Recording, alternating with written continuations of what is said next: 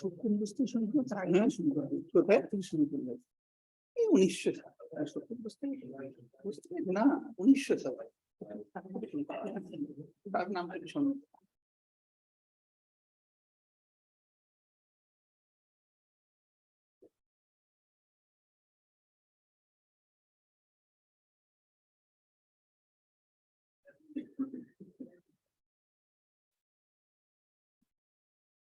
Hello, hello.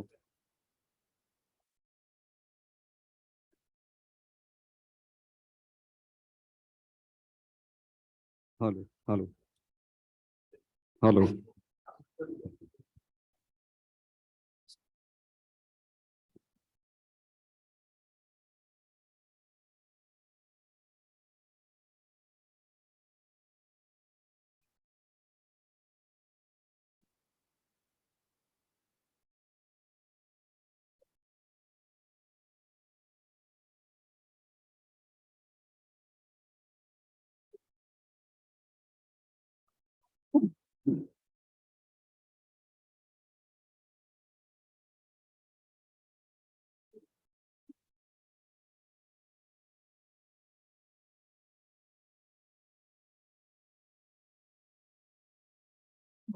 Camera. Okay, welcome to the evening lectures, and in this school we will have 4 evening lectures. Like this regular lecture also started by one of my colleagues in Department of Theoretical Physics here, and this evening lecture also will start by another colleague, Professor Sreerup Raychaudhuri. He is also a theoretical physicist who worked for this mainly standard model and beyond standard model physics. And in his career, he was also for sometimes he was at CERN in some capacity. Then he was in IIT Kanpur, and since 2007, he is in here. Okay, and Professor Raychaudhuri is well known to the Indian community as a physicist, and also this kind of lectures he has given, and he has written also book on this subject. And without much delay, I request Professor Raychaudhuri to tell about this Indian history, from where we start, from where and up to now we are here in this auditorium. What is our starting point? Yeah, Professor. Thanks.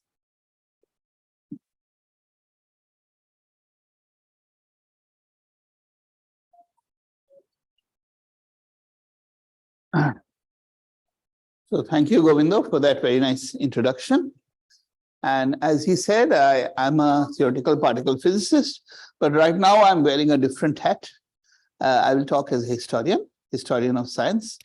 And what I'm going to say, there's not much, there will be no technicalities in this. It will be just a bit of storytelling, a little bit of history, and the story of how nuclear and particle physics sort of started in India in the early days. So I'll start by taking you back 100 years, or maybe 120 years. Let's go to the turn of the 20th century. So here is the world map as it used to look at the turn of the 20th century. And all these dark patches you see are what used to constitute the British Empire, of which India, you see India here, the entire Indian subcontinent was part of the British Empire, and everything was ruled from these little islands out there.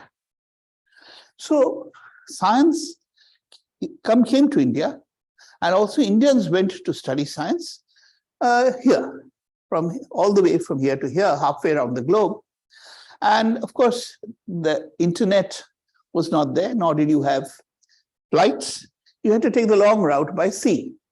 And so you took a ship, maybe from Mumbai or Bombay as it was, to Karachi, and all the way through the Suez Canal, into the Mediterranean, out through the Straits of Gibraltar.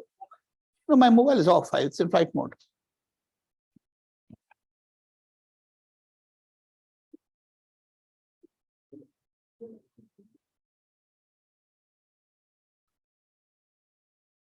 Okay, it stopped. Okay, so that was so along this long umbilical cord, this is how science flowed to India and also flowed back out of India in these early days. So let's begin the story at the beginning. So essentially particle physics, the roots of that are with the discovery of radioactivity. So I'll just mention some of the major milestones which are known to everyone. So in 1896, Henri Becquerel discovered that uranium salts can affect photographic plates. Then came the discoveries by Gerhard Schmidt at Münster and Marie Curie in Paris that thorium is also affects photographic plates. Soon the Curies had discovered polonium and radium. That was Madame Curie's thesis. And she also in that thesis coined the name radioactivity. Then in 1899, a new player entered the game, Ernest Rutherford. He was in Montreal in those days, though he came from New Zealand. He discovered alpha and beta rays, invented the concept of half-life and many other things beside. The gamma rays were identified as highly penetrating radiation in the beginning, but identified later as a light-like thing, electromagnetic waves, by Paul Villa in 1900. Then in 1902, Rutherford and Soddy, they suggested that radioactivity involves the disintegration of atoms. So that was when Rutherford was claimed to have split the atom. Then the beautiful experiment done in 1907 by Rutherford and Royds, you see here, who proved that the alpha rays are just doubly ionized helium atoms. You must have studied that. They let the radioactive emanations come out into a jar, let them pick up electrons, and then they passed electric discharge, and lo, the line spectrum of that was that of helium. Beautiful experiment. Then Soddy at Glasgow and Casimir Fahans, who was then in Manchester, they discovered the radioactive displacement law. And the final part of this came in 1917, when Soddy and Ada Hitchens, who is not often shown, they discovered the existence of isotopes. So this completes the picture of how radioactivity, the history of radioactivity, how it was major discoveries which happened. Now, what was happening in India? So in India, there is an iconic college in Mumbai, not very far from here, called the St. Xavier's College. It was set up by the Jesuit fathers. And during the period 1910 to 11, there were two Jesuit fathers. I couldn't find their pictures, so I've just given you a cartoon. Father Adolphus Steichen and Father Heinrich Schepp. So one was the professor of physics and one was the professor of chemistry. And they were doing something which was then considered a sort of frontline research, which was to see whether hot springs were radioactive. See, people didn't really know where the radioactivity came from. So they studied, so there are radioactives at a place called Tua, which is near the town of Vadodara in the neighboring state of Gujarat. It's not very far from here. So they went to study those and they conducted a study of the radioactivity using whatever primitive instruments were available at the time. Now, there was reason for this. Professor Ramsay at Indiana University, he had made a claim that the radioactivity of hot springs increases with the flow of water and decreases when it falls. So he had thought that it has something to do with the water. Now, what our two fathers discovered was the exact opposite, that when the flow of water increased, then the radioactivity went down. When the flow of water decreased in the summer months, the radioactivity went up. So they correctly interpreted it that there is some material being eroded by these springs. And when there's a lot of water, it gets dilute. When the water becomes less, the concentration increases. That's why you see more eroded material. Well, then what happened? Notice something, that though this work was done in 1910 to 11, the paper came out only in 1916. That was because for 2 years, these two fathers, they were German citizens, so they were interned as what you call enemy aliens, because the First World War had broken out. So they were in British territory. So they were sent to an internment camp, which is near in the hills near Nainital. So it was only after they were allowed to come back that they were able to publish the paper. Then we have evidence that Father Steichen was given a project to carry out a study of hot springs in the entire Madras Presidency, which was then the entire southern part, southern triangle of India. And it was a 5-year project. And we have a memo that he was given a grant of rupees 1,000 for this. So 1,000 is what you paid for a plate of food yesterday, isn't it? Or more? 1,500. So for that price, you could do a 5-year project in those days. All right, so this is what we have of their evidence. But there was also research happening at the Indian Institute of Science. So the Indian Institute of Science was founded, the the second institute in India. It was founded in 1909. And this is an old grainy picture of what it used to look like. It still looks more or less like this. So Herbert Edmiston Watson, he was essentially a chemist. Well, in those days, it was not very well defined. Around 1914, he conducted a study of radioactivity in the rocks around the Kolar township and gold mine. So if this is the city of Bangalore, if you go a little bit east from Bangalore, you reach the city of Kolar. And close to Kolar, there is a place called Robertson Pit, which is the place where the gold mines lie. And these are very ancient gold mines, but they were properly exploited in a modern way only after the coming of the British to India. And what happens is this is part of the Gondwana block. So these are some of the oldest rocks in the Earth's crust.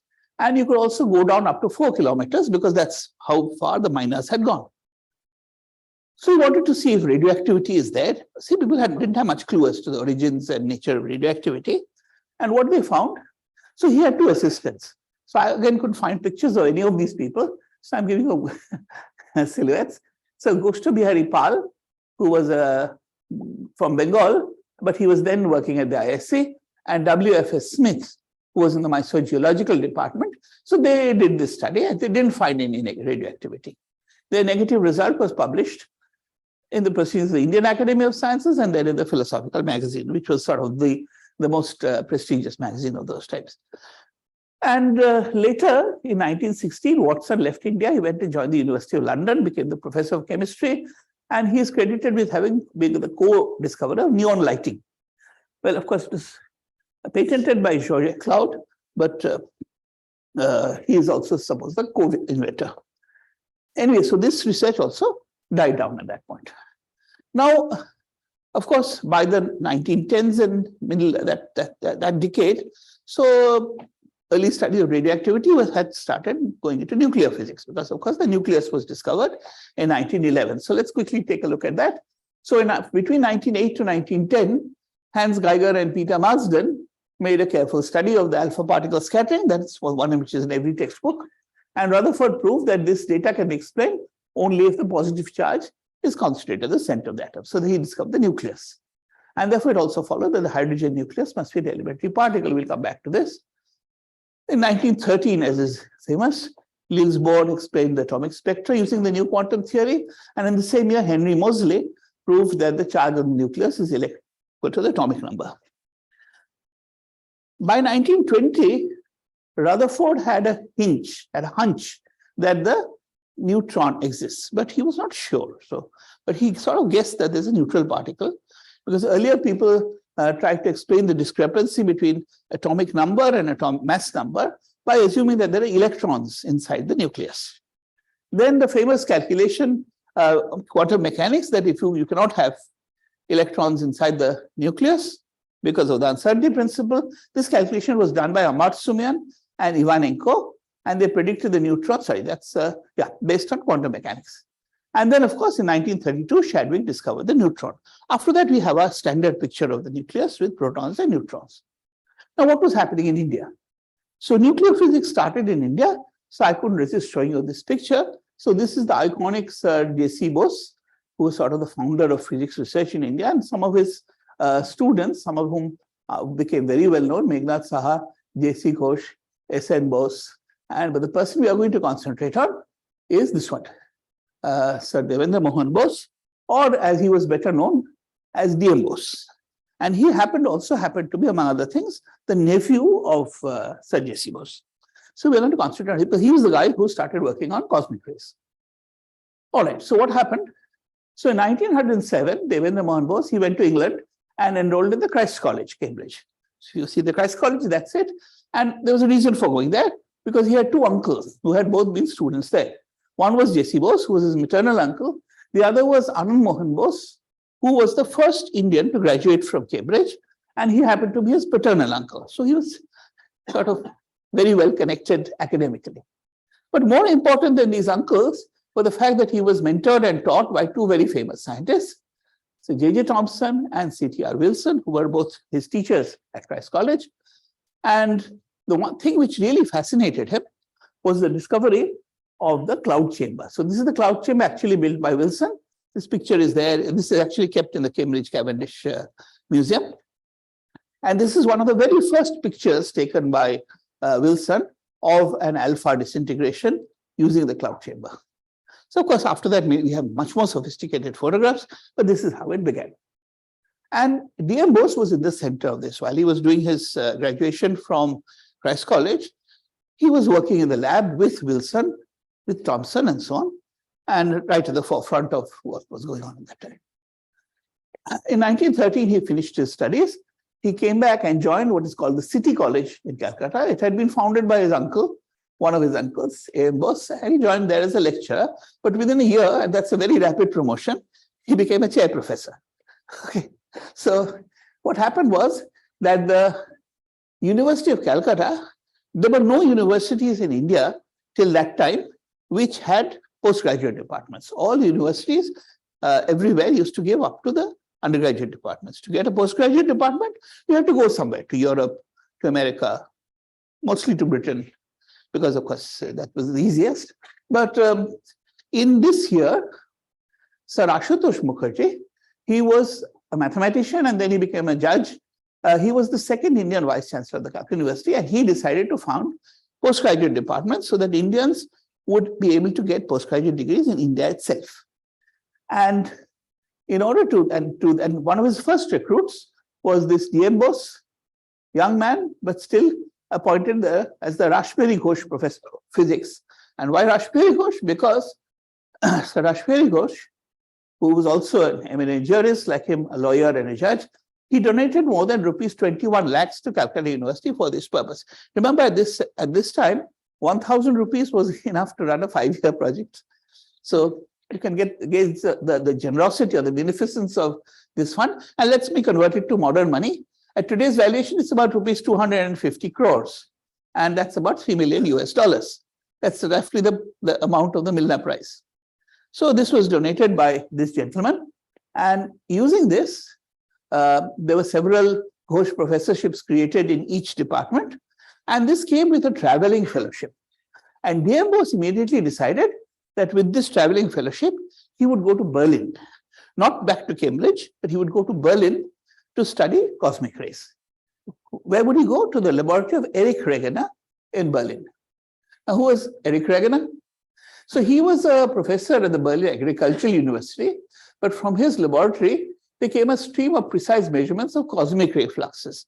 Now, we must remember that cosmic rays had been discovered only in 1912 by Hess, and this was 1914. So it was really the most current and most exciting, front-edge science of the time.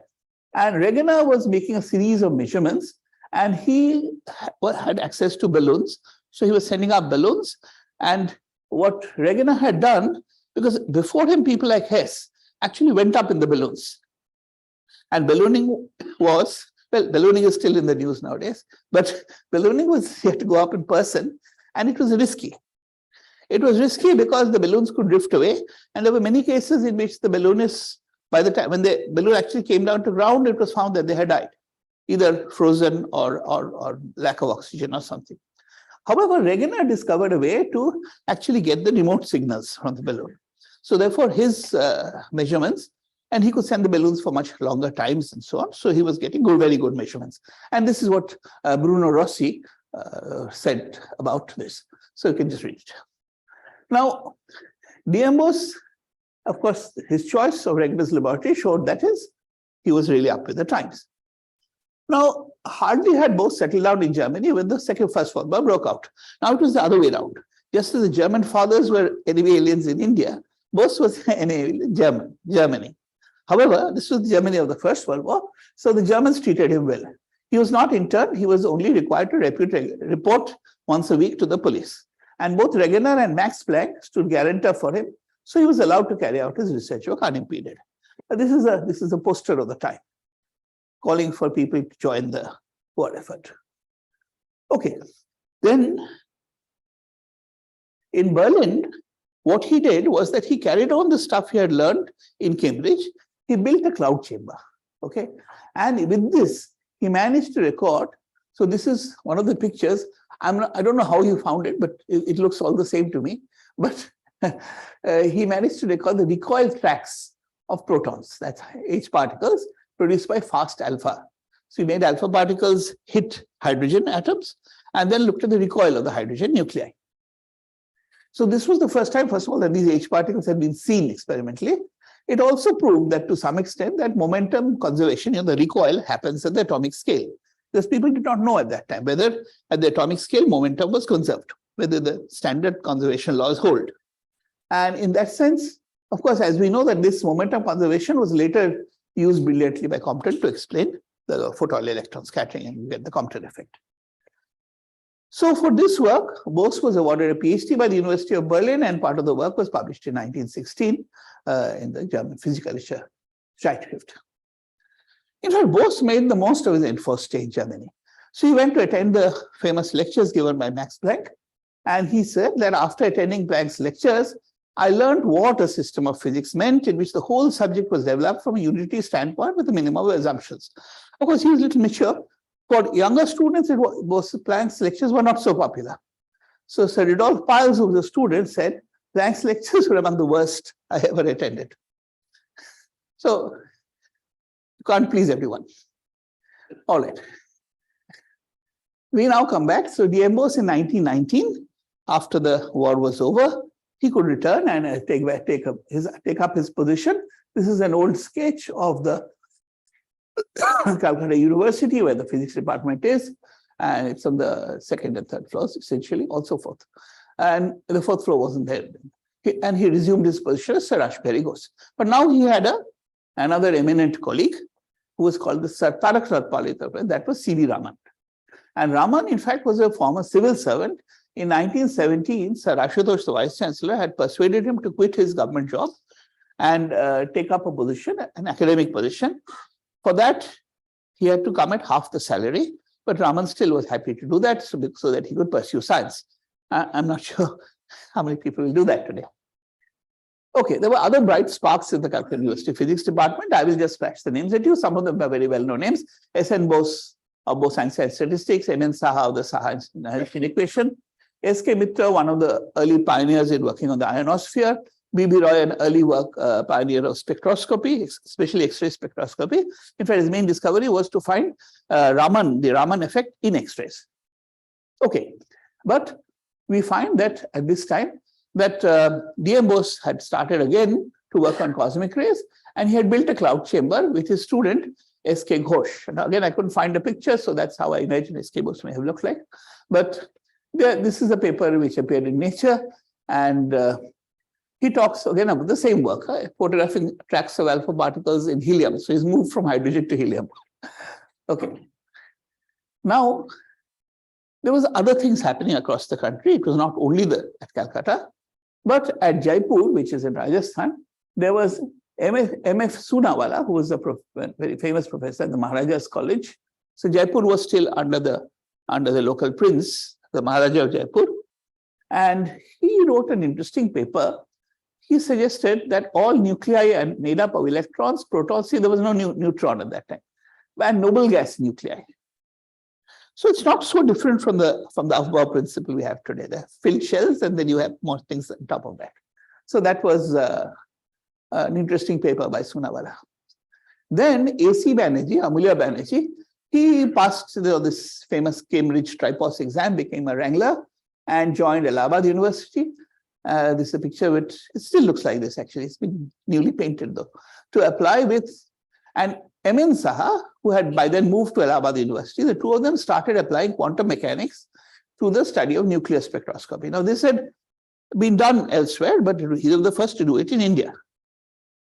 And B.M. Sen, he also came from Cambridge. So first he went to Rajshahi College. This Rajshahi is now in Bangladesh, but later he moved to the Presidency College, Kolkata, and he wrote several papers in Nature and the Philosophy magazine. Mostly his interest was beta rays. And at that time, the interest was try to prove that the neutron is a Dirac fermion, okay, which it is, but it needed proofs at that time. So his papers are essentially around this, and he was also applying relativistic kinematics for that, which is sort of routine stuff today. All right, then came what I would call really the first serious particle physics paper from India, and it was about beta decay. So at Allahabad University, M.N. Saha had moved there in 1923, but 10 years later, he got a brilliant student called Daulat Singh Kothari, D.S. Kothari. And Kothari was doing his master's project work with Saha. And the problem Saha gave him was to explain the continuous energy distribution of the beta rays emitted from a radioactive nucleus. Of course, we now know that that's because of the emission of an unseen neutrino. But this was not known, and Pauli had given his theory in 1930, but nobody believed him. So this typical energy distribution should not be happening. If it's a two-body decay, then you would simply have a one peak here. Now, the idea which Saha and Kothari came up is the following. They said that actually you don't have the beta decay processes are not beta decays. They are actually gamma decays. So an excited nucleus emits a gamma ray. Then that gamma ray in the neighborhood, some of the gamma rays escape, you see them as gamma decays. But in the neighborhood of the nucleus, they do a pair creation. So it's like this. So here's the nucleus, gamma ray comes out, and it does a pair creation. Now, of this pair creation, one of the components is absorbed by the nucleus, the other comes out as a beta ray. Now, the nice thing is that here, this one which came in can carry some momentum, and the nucleus will recoil a little bit. So there's an unknown amount of momentum which goes into the nucleus. And therefore, you can have a continuous spectrum of these. So it's a beautiful idea, and it's more economical than Pauli's because there's no new particle in it. Okay. So what happened? So it's plausible. And of course, we also know that most beta decays take the nucleus to an excited state, and then it goes back to the ground state by a gamma decay. So the same sample does give you beta and gamma decays together. It's all plausible, except that Fermi's theory of beta decay came in 1934, which had the neutrino in it. And the line shape predicted by Fermi is different from the Saha-Kothari theory. And when Curry did his famous experiments in 1936, that's the Curry plot, you still draw that straight line. So Saha and Kothari's theory was off that straight line. So therefore, that killed the theory. But till then, it was a perfectly plausible theory. And I would call this the very first particle physics paper written from India. Okay. Then we tell you about a rather sad incident which happened. Of course, this was 1933. It was the same year as the Nazis came to power in Germany. And soon, all the Jewish professors were dismissed from academic positions. And many of them, or the wiser ones, they all started escaping from Germany wherever they could go. So there was a point that they made sense then to try and get some of these people. So C.V. Raman, who was then the director of ISC, he tried hard to catch Schrödinger and Max Born. Now, Schrödinger did that and finally refused, but Max Born was interested. And in fact, at that time, Hans Bethe and Rudolf Peierls had also written that if Born set up a school in India, they might want to come. So Raman actually got Born to Bangalore. And in the winter of 1935-36, Max Born and his wife Hedwiga came to visit the Indian Institute of Science. So you see them here. This is Raman with Mrs. Born. And this is Max Born, Mrs. Raman, and the other faculty are all standing on. This is the main building of ISC for those who know it. So he actually came. And what did he do there? So Born and his wife, they liked Bangalore so much. So Bangalore was not the present city it is. It is a very quiet and peaceful and beautiful city. So they liked it so much that they actually wanted to settle there, for good and be far away from the madness which was going on in Europe at the time. So what happened that Born, as Raman, as director, he had the power to give Born a one-year visiting professorship. So he gave that, and the idea was that the ISC faculty would then ratify and he would get a regular position. But I'll come to that. Now, Born found a young collaborator, N.S. Nagendranath, who had just joined Raman, and they wrote a paper called the neutrino theory of light. Now, this was pursuing an idea which was then fashionable, that the photon, which is massless, is actually a neutrino-antineutrino composite. Okay, that could be a spin one object. Half plus half is one. And of course, everything was massless. Now, though this was proved wrong, of course, that doesn't happen. The idea survives in the rho meson is the quark-antiquark pair. Half plus half is one. It's also a vector meson. So in some sense, it was a precursor of the same ideas keep getting repeated in particle physics. Well, then disaster struck. So Raman tried to get Bond a regular position as professor of theoretical physics, but that ended in a disaster. What happened when the IISc faculty discussed it? The IISc faculty consists only of professors and an Englishman called William Aston. I couldn't find a photograph, but I'm imagining that this is what he did look like. And he came up, stood up and said that IISc should not create a chair for what he called a second-rate foreigner who couldn't find a place in his own country. Now, this was Max Born he was talking about. Okay. And the case went up to the IISc review committee, which was the equivalent of their governing council. And Meghnad Saha was a member there. He criticized Raman for trying to employ a mathematician whose work has no relevance to industrial research. This is a very sorry thing because I can understand that Aston, being an engineer, did not understand much of quantum mechanics, but Meghnad Saha certainly did. And it's a sorry thing which he did at that point. Anyway, I can only quote Max Born in his own life. He wrote, after the meeting, I went home to Hedy, that's his wife, and cried. But it is India which should have cried and which has been crying since. Okay, Born went away to England, trained another few Nobel laureates, won the Nobel Prize himself, and became an icon of physics. But what happened in India otherwise? So obviously the disorders and turbulence which are happening in Europe in the 1930s, they didn't affect India so much. So what happened is that Meghnad Saha, okay, apart from his contributions to making life difficult for Raman, he developed his theory of monopoles. What was the theory? That he said the newly discovered neutron, he thought it's a bound state of two monopoles of opposite magnetic charge. Opposite but equal, I should have put. So that would explain why the neutron is neutral. But it has a magnetic dipole moment. It doesn't have a monopole moment. But the neutron, as you know, famously has a dipole moment, and it is essentially for the same reason, because it's a composite. And the theory didn't last, but we today know that the Saha's derivation of the monopole is mathematically more elegant, though perhaps less intuitive than the Dirac's that rope theory. And we also, of course, know that the magnetic moment is indeed due to having electrically charged components, not magnetically charged components. Then there was a gentleman called Kulesh Chandra Kaur, who is mostly forgotten today, except by the wrong people. And he had students and collaborators. So he developed a theory of the atomic nucleus, where the nucleus was a sort of mini atom. It had a hard negative core surrounded by alpha particles. And those would have orbits similar to the Bohr orbits. And this original idea had come from Rutherford, but the Calcutta group tried to explain the nuclear spectroscopy using the Schrödinger equation applied to this model. So, of course, much of the spectroscopy comes from the use of spherical symmetry and the use of spherical harmonics. So they were getting the same spherical harmonics. And so some of the structure they did get. And incidentally, this is essentially what you do for the nuclear shell model also, except that your radial distribution of the potential is different. Unfortunately, this work is forgotten. Today, Kulesh Kaur is only remembered as one of the first people who started criticizing Einstein's theory of relativity. So Einstein's theory of relativity had its critics.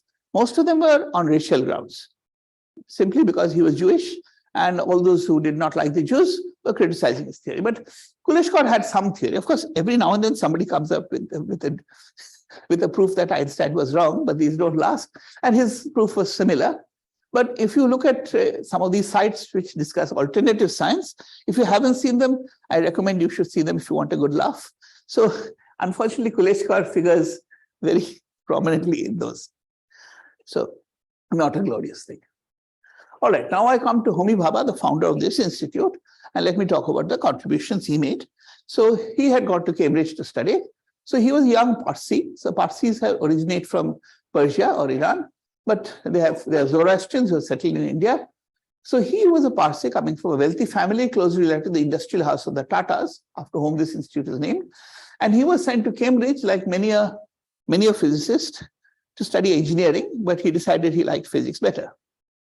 And in Cambridge, he heard these lectures by Thomson, Wilson, and Dirac, and decided that no, he didn't want to do engineering. He wanted to become a physicist. So he was something of a protege of Dirac, and he spent a total of 9 years in Cambridge, and he worked with many famous people.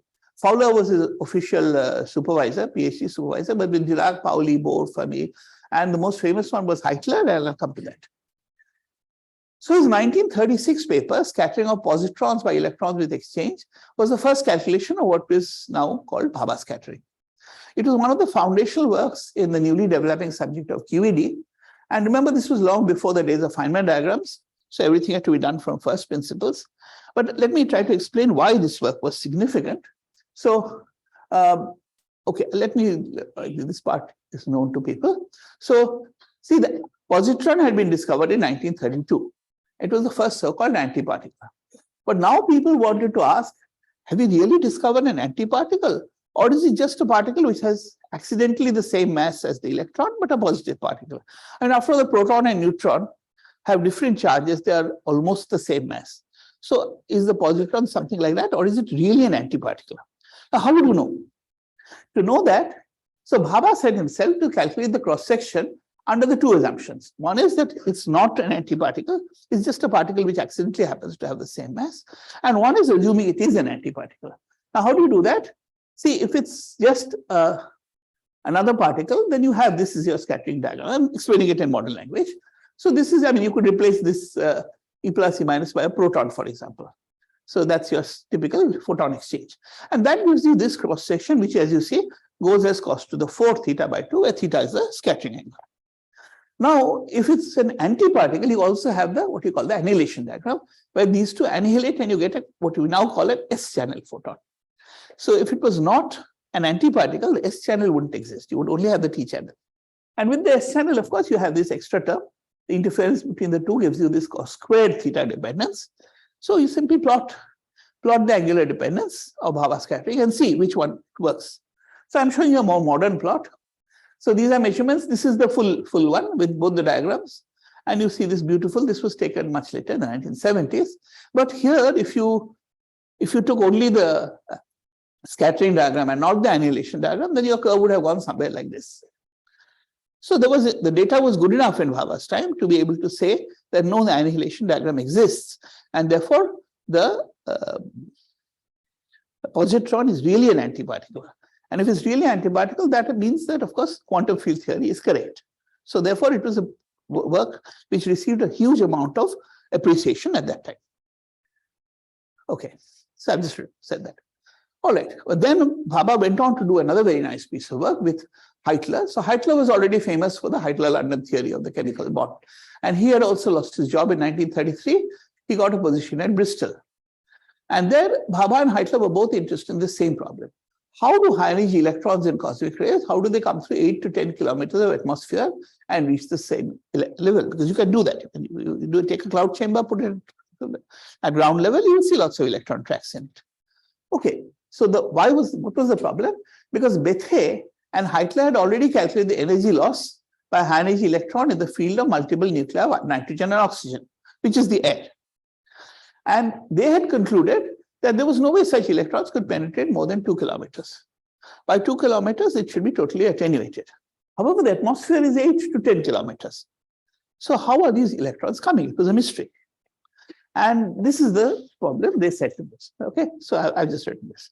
So you do see electrons. So what did they do? The idea that the cosmic rays were actually not the ones you are seeing at the top of the atmosphere, but that they are producing cascades. This was already in the air. It was not invented by these people. But so Bhabha had heard it from Hugh Carmichael. This is a sort of very grainy picture of Carmichael, which is all I could find. And Heitler heard it from Lothar Nordheim at Munich. But these senior people, they felt that this is a very far-fetched idea. Essentially, the mistake must be lying in quantum electricity, in QED. They didn't believe in QED. They said there's some mistake in the Bethe-Heitler calculation. Actually, it does come 8 kilometers. However, Bhabha and Heitler took it up seriously. So they came up with this famous paper, Partially Fast Electrons, communicated by Neville Mott, by the way, and which is, of course, a normal theory of cosmic ray showers, which, of course, I don't have to explain here.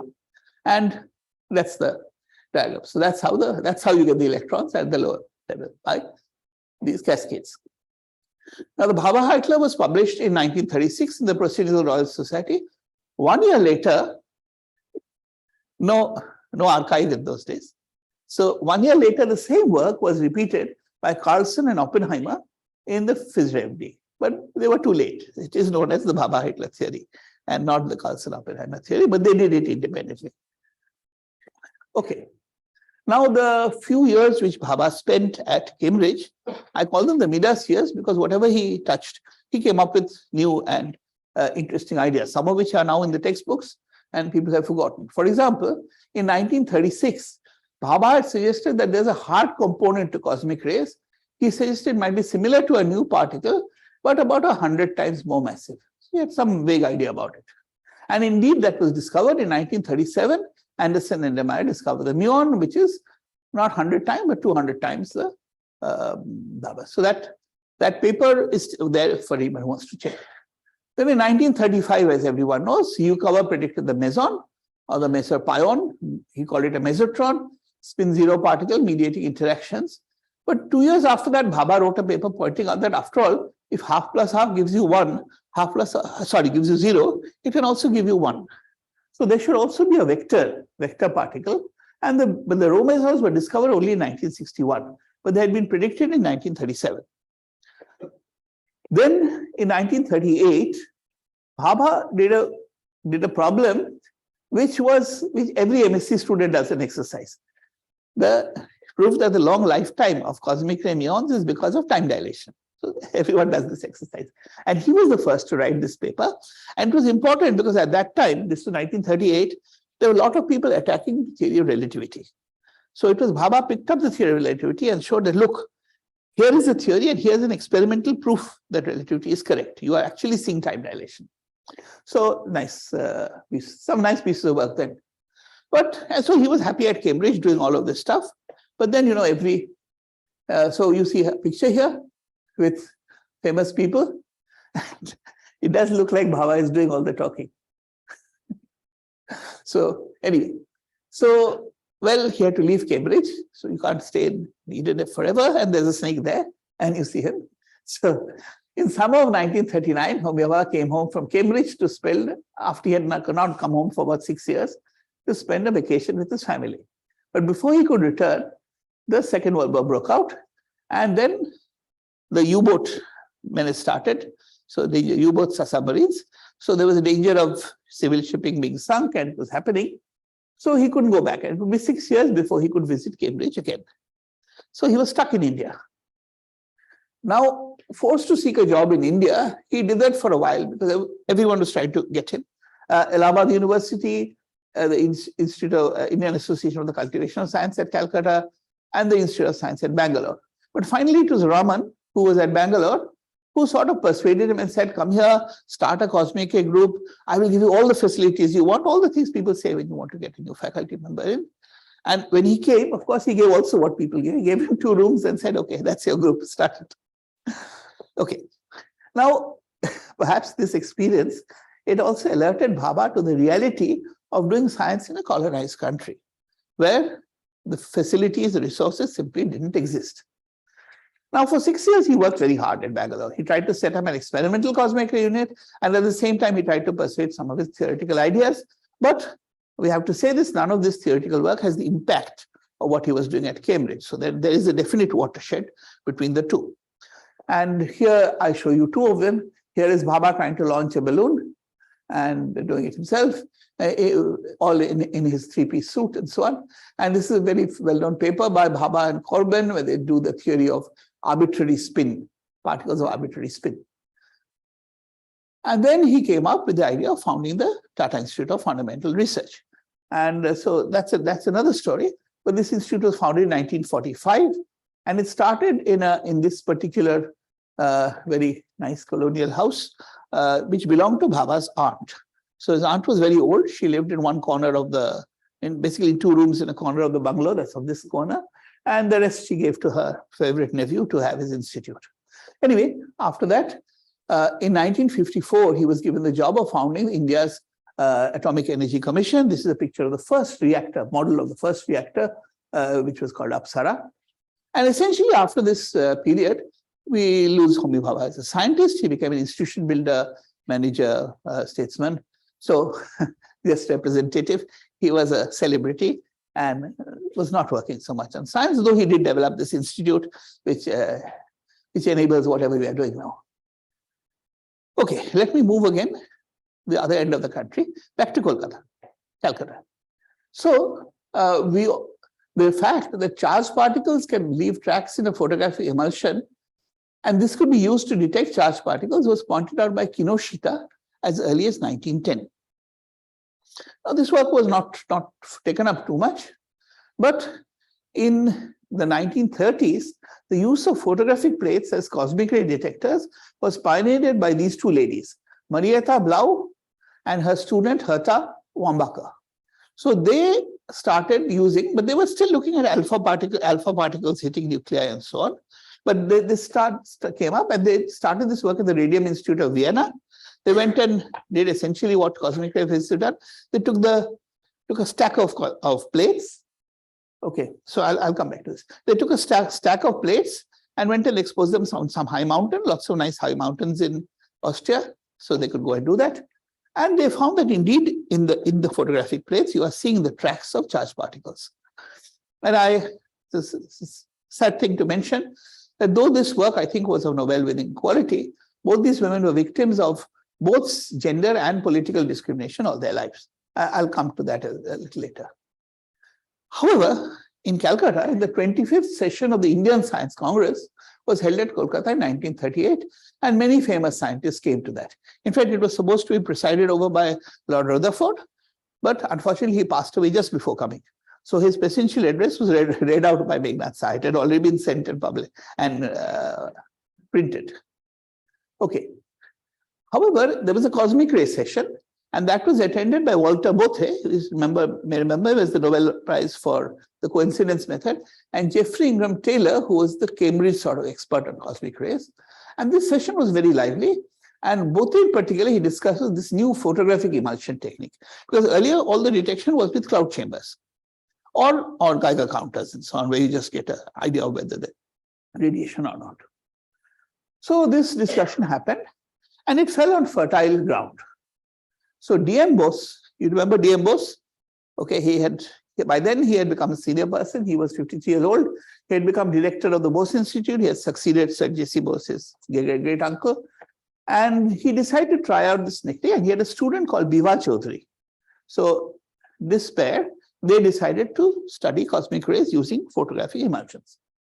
So they didn't have a balloon facility, so they trekked to these places like Tiger Hill and Sandakphu and Farijong, each higher than the other, 8,500, 11,500 feet, not that much. And Farijong, which is 15,000 feet, exposed photographic plates to cosmic rays. And just to see where they are, this is the hill station of Darjeeling. This is another hill station of Gangtok. But, however, this is Tiger Hill, this is Sandakphu, and this is Farijong, way right on the Tibetan plateau. And remember, there were no roads in those days. There were no roads, no motorable roads. So you had to actually either trek there, or you had to go on muleback, or get carried by somebody. So and 53 years was sort of middle age at that time. And so was, and Biva Chaudhuri was a young woman in her 20s. So it was sort of a courageous thing to have to go to these places and do that.